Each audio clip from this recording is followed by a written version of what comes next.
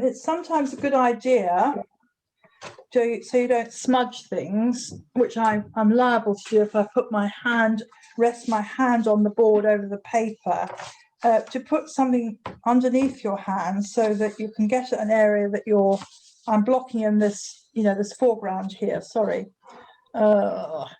this foreground shape here.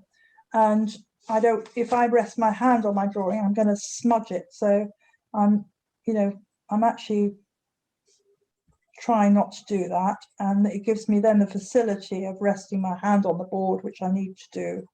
Because sometimes I don't rest my hand on the page at all, but more often than not, I probably need to in some cases. So, and to get this sort of dark tone established down here, I need to press a bit more with the pressure on the page with my pencil. So I'm not using my pencil now on its side. I'm actually using it sort of more like you would normally use a pencil.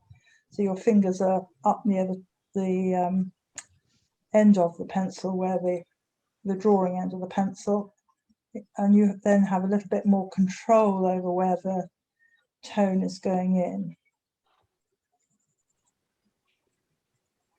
It's tricky because it's not very clear what's going on here, but I imagine it's sort of grass and bushes and stuff like that. So I'm just going to have to be a bit creative about it. Use my imagination and memory, because obviously what Sel and Prue have done this week, which was to do some physical practice, you do build up a visual vocabulary without realizing it, which is so important. It also gives you confidence, I think, practicing these things from life so that you can learn from observation, from direct observation. I mean, if you want to be creative and do something that's much more abstract, you have the facility because you've actually learnt how the form is in reality. Couldn't have said it better myself. Oh, good.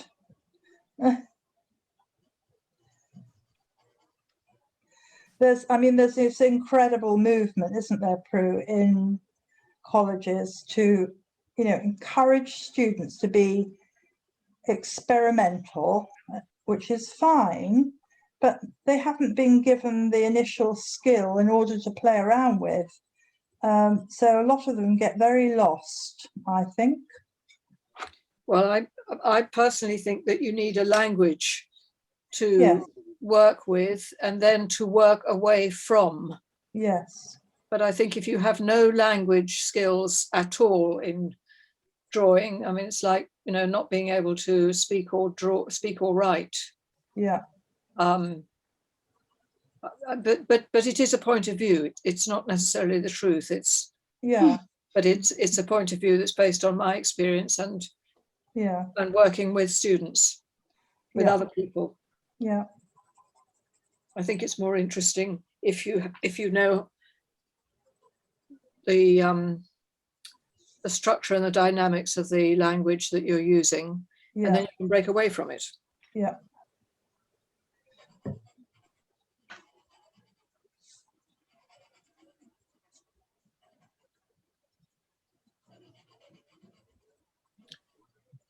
Please, I'm very glad you are concentrating. It's lovely that you're all working so hard. Now that I interrupted, this is an ongoing conversation with my husband. I say you need to know how to do it properly before you can change it. And he says, no, I want to do it my way. Yes. I say you need to know what the rules are before you can break them. Yes. Yeah, definitely. What does he, Cassandra, what does he say? It's the argument that has not been resolved. It's not a vicious argument. It just hasn't been resolved at all. It's different opinions.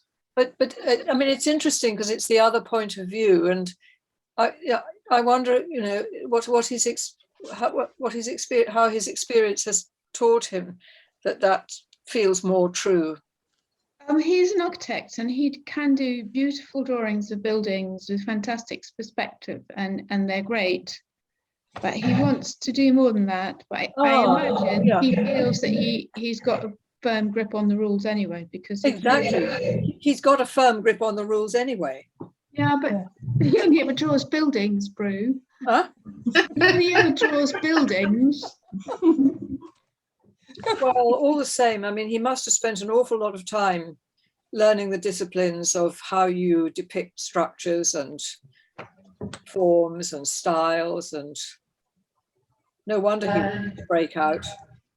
Not totally convinced myself, but yeah. Well, I don't want to say anything about your husband's work, but I look at how deep or how substantial or how interesting or how perceptive or how sensitive or how politically motivated or whatever people's work appears to be, and then think about, the language, how much language there is. Whether if you just make endless mistakes, do you learn something big? I don't know. I don't know. I mean, while I'm saying this, I'm actually thinking of that incredible West African sculptor, who had that draping screen all over the front of the Royal Academy, made of stapled together bottle tops. Really? And it was the most inspiring, beautiful, fantastic, lovely thing imaginable. I mean, and it was sort of speaking multiple volumes on all dimensions. But I don't know what his background is.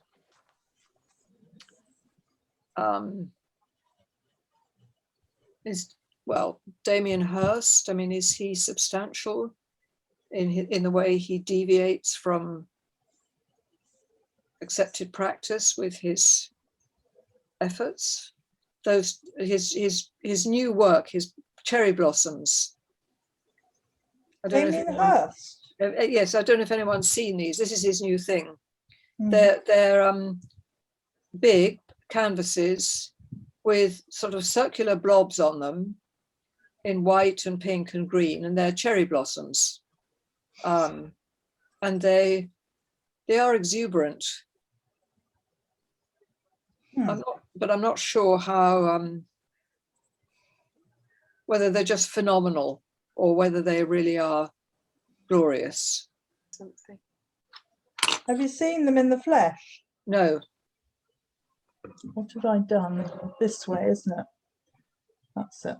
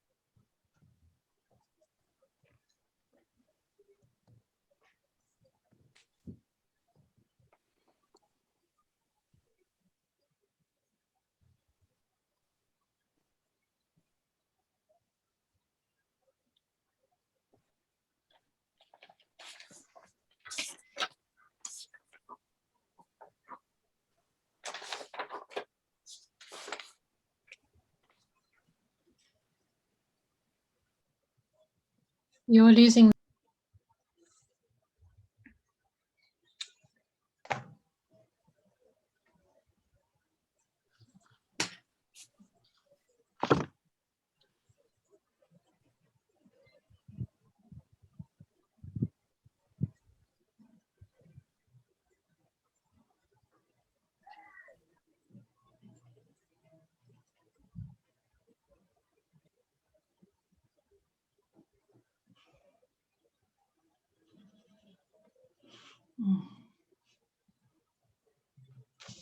Lucy, can you keep me abreast of the time when it's 5:02, please?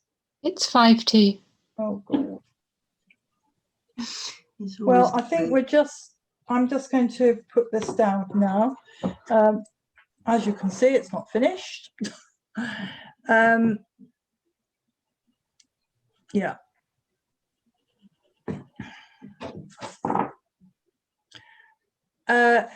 I would just